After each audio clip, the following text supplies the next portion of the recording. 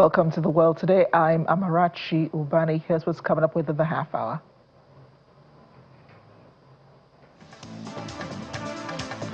Russia, Ukraine and the United States holding trilateral talks in Abu Dhabi, the United Arab Emirates on the war in Ukraine. Downing Street says U.S. President Donald Trump is wrong to claim NATO troops avoided Afghanistan front lines. Plus,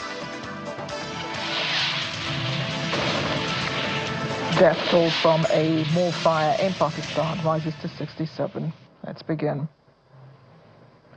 The United States, Russia and Ukraine are holding talks in the United Arab Emirates, the first of such meetings to be attended by all three countries.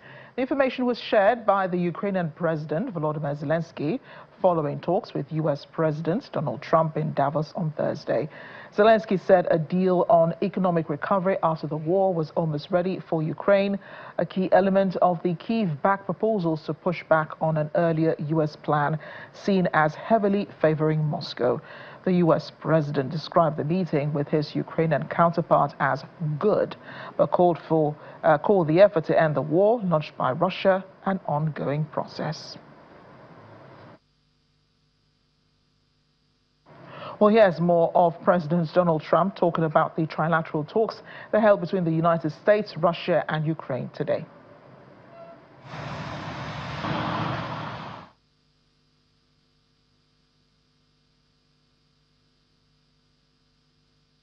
We'll have that soundbite in a minute, but the European Commission President Ursula von der Leyen has appeared to rebuke the Ukrainian President Volodymyr Zelensky after he launched an astonishing attack on his supposed allies in the bloc at Davos on Thursday.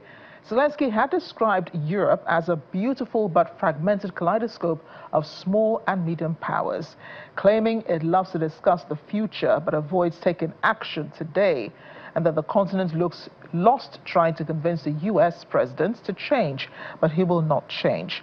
Ms. von der Leyen also touched on other issues such as Greenland and the Russia-Ukraine conflict.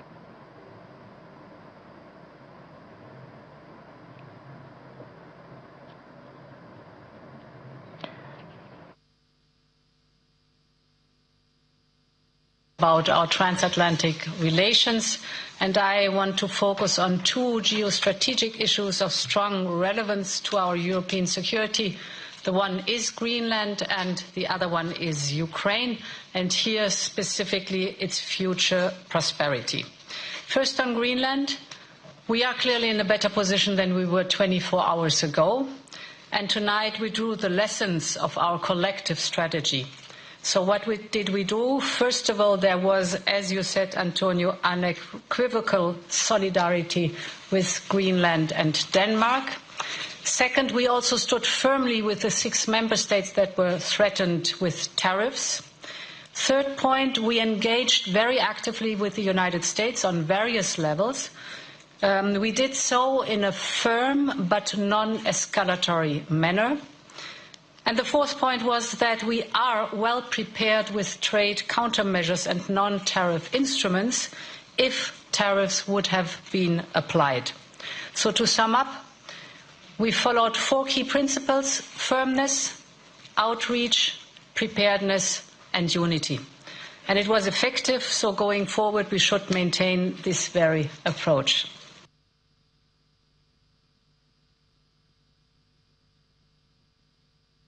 The European Commission President Ursula von der Leyen. Now in the UK, the Prime Minister Keir Starmer says the US President was wrong to claim NATO stayed a little off the front lines during the war in Afghanistan. US President's comments have sparked outrage among UK veterans and politicians. The UK was among several allies to join the US in Afghanistan from 2011 after it invoked NATO's collective clause following the 9/11 terror attacks. 457 British servicemen were killed in the conflict. Among the NATO nations that fought in Afghanistan, 24 suffered casualties, according to iCasualties, external website that has tracked deaths in the war from 2001 to 2021, when the troops withdrew. And over this period, the U.S. suffered the highest number of deaths overall at over 2,000, about 2,465. Among the many countries in Davos this week was a delegation from South Africa.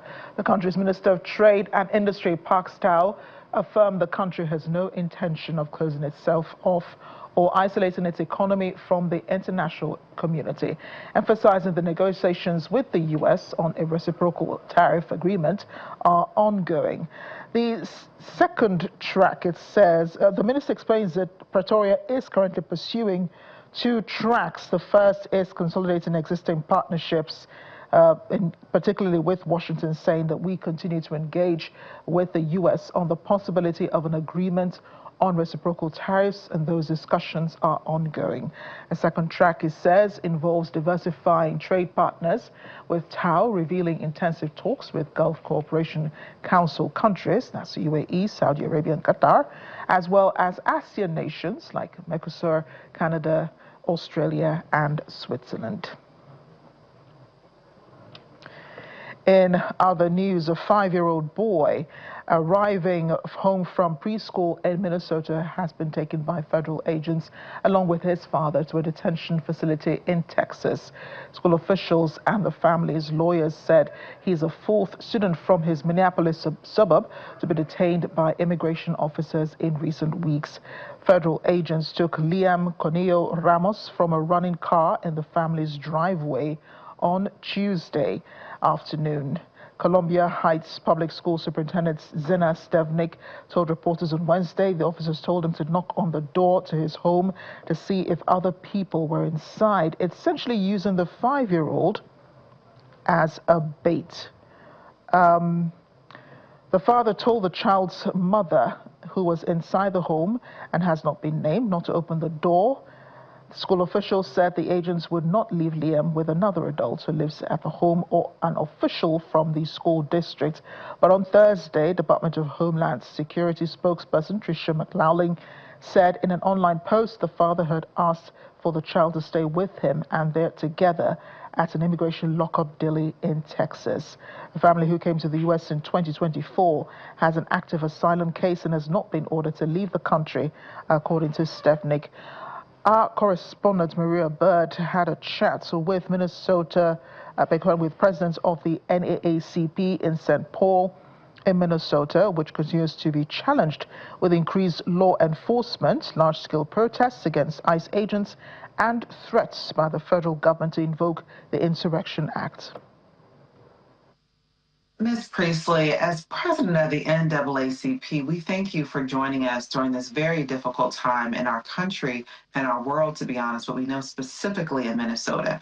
We know you're the president of the St. Paul branch of the NAACP, and so you all are obviously right in the midst of all of what's happening. Tell us kind of what are the sentiments, what are people feeling, what are the emotions, what's actually happening right there on the ground? The sentiments are all over the place on a wide spectrum of sentiments. People are fearful. People are having mental health and crises. I mean, crises, literally crisis. Folk don't know who to trust. They don't know if they're going to walk out of their door and not come back the next day. They don't know if their stores are going to be busted into and employees taken out. We're fearful and stressing out about the loss of economics. I mean, economics is huge right about now, especially for our small businesses. They are suffering greatly. Our small ethnic businesses are suffering greatly economically. So the businesses with our young people who are being traumatized. I mean, I just heard about a story of my cousin who was traumatized by some angry person on the light rail and who had just participated in a high school rally, at her high school rally. And she just happened to have her sign, and she was taking the light rail home, and somebody just attacked her verbally and viciously, not physically, but, you know, she didn't know, but she was just so shook up about that. And it just touched my heart because now, I mean, sometimes out of sight, out of mind. But for this instance, really, really, really hit home because, of course, that's my little cousin. We're hearing, obviously, that there's more ICE agents than there are police in the community. Tell us a little bit about actually what's happening right there on the ground as it relates to kind of the law enforcement components. Actually, you're absolutely right. There's 3,000, the prediction that there's 3,000, but there may be even more. There are way more than what we have in the Twin Cities in terms of the police force that we have within our local police departments. So they are here in deep, deep numbers, and they're becoming so visible. They'll show up in droves at any place where they think they're going to arrest somebody or they're going to stop somebody. They're just here like as if they're in a high war concentrated zone. That's how we're feeling here in our Twin Cities. Now, I know NAACP, other organizations, the mayor are working together, and obviously the governor. How are you all addressing what the president is saying that he might be invoking more individuals onto the state? What we're trying to do that's probably not as simplistic as it sounds, but we are asking people to be peaceful and to have peaceful rallies. We are saying don't have rallies, don't show up, don't protect and speak out for your neighbors, don't stop videotaping. Please do that. We are asking that folks track and document continual evidence of what ICE agents are doing. But our governor and our mayors and even both NAACPs in St. Paul and Minneapolis and our ministers and our state NAACP we want people to act smartly. And because the worse we act, we are putting ourselves more and more in harm's way because the ICE agents seem to be wanting that confrontation. They seem to be wanting to hunt us down. And when you are a hunter, as my pastor said, you're out there to shoot somebody. You're out there hunting. So what happens at the end of your gun is what happens. And so that's the whole premise and what we're trying to say from the governor's office, from the mayor's office, from both mayor's offices, is we're not denying people your civil disobedience or to participate in the democratic process of expressing your voice, but we're saying be safe. Be safe about it. Yes, you've mentioned the faith community, you mentioned your pastor. How is the faith community responding to this? We know NAACP has a long history with the faith community. Tell us a little bit about what are some of the things that are happening. Obviously, you mentioned helping one another, working together. How are they serving as leaders during this time? Well, first of all, our faith community is standing up, trying to be the models of leadership.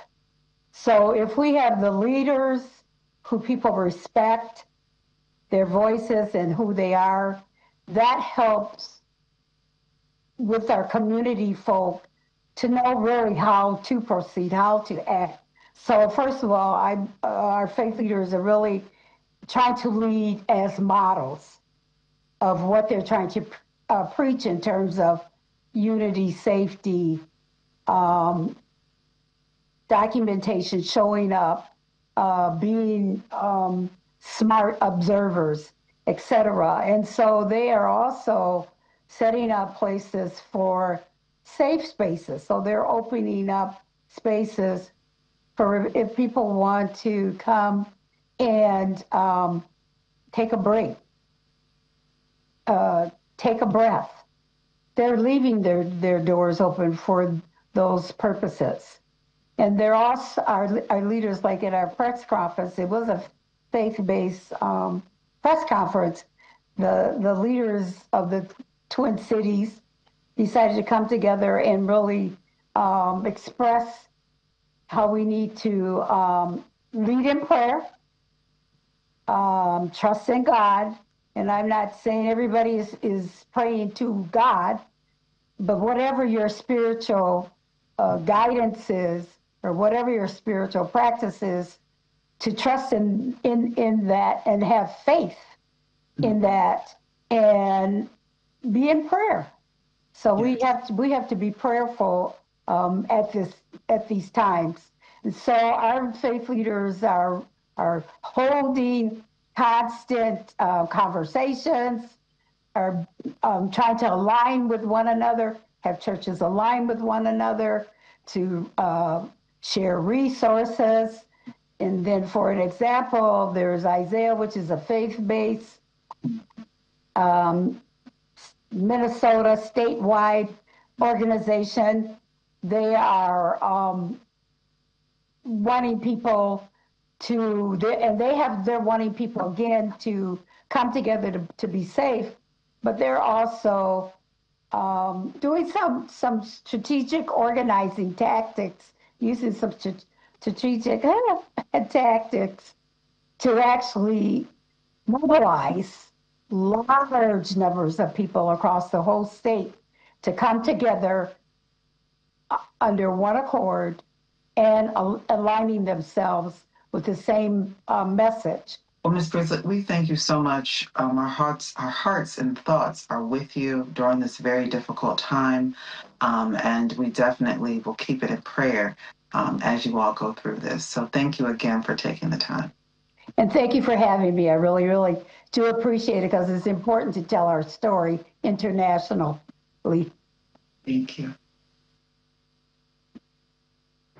Our correspondent Maria Bird speaking with the president of NAACP in St. Paul, Minnesota, Nieta Presley. We're off on a short break on The World Today. We'll be right back.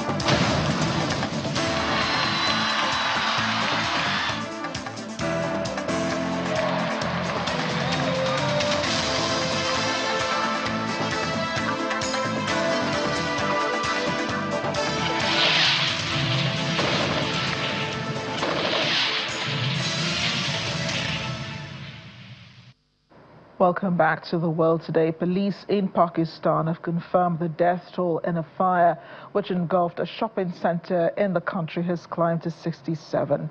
77 people, they say, are currently reported missing by their families following the fire at Gul Plaza in the country's city of Karachi.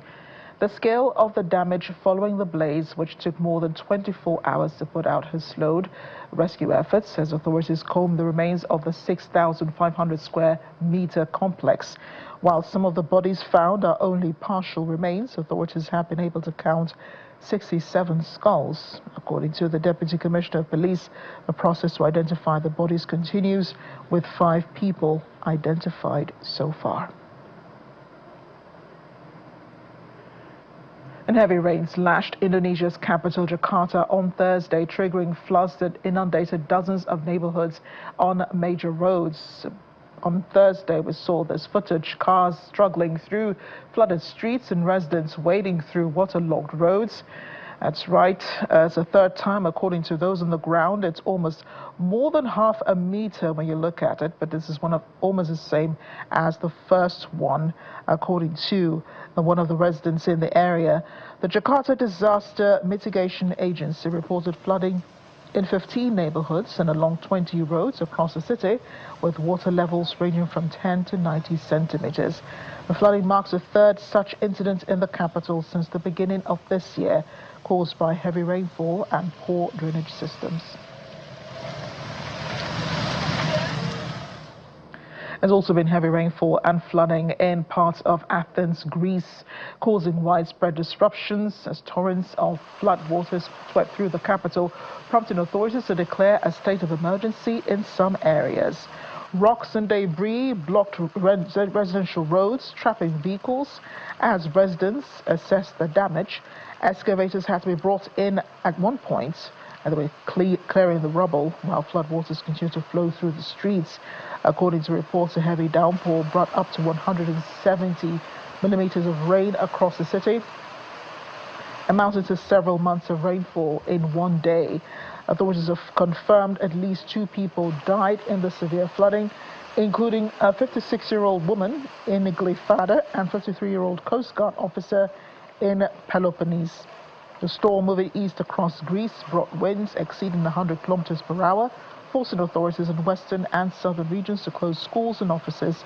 The fire department said it responded to more than 900 flood-related emergency calls across the capital. The Prime Minister has responded with a planned trip, postponing a planned trip to Davos for the World Economic Forum to oversee the emergency response.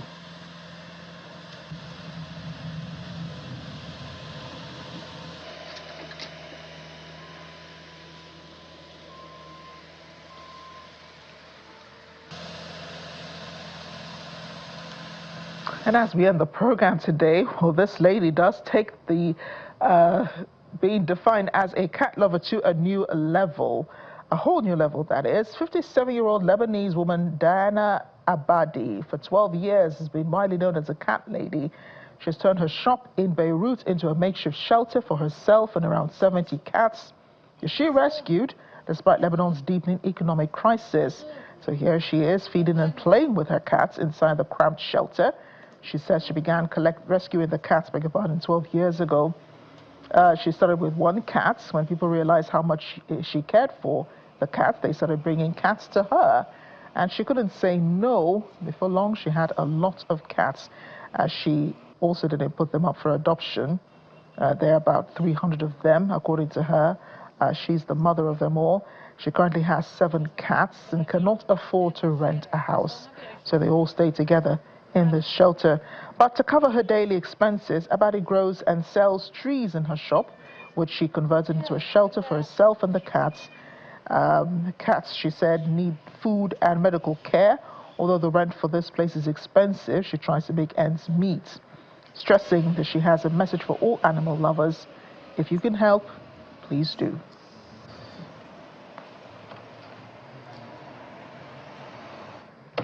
That's the world today. Thanks for watching. I'm Amarachi Uvani.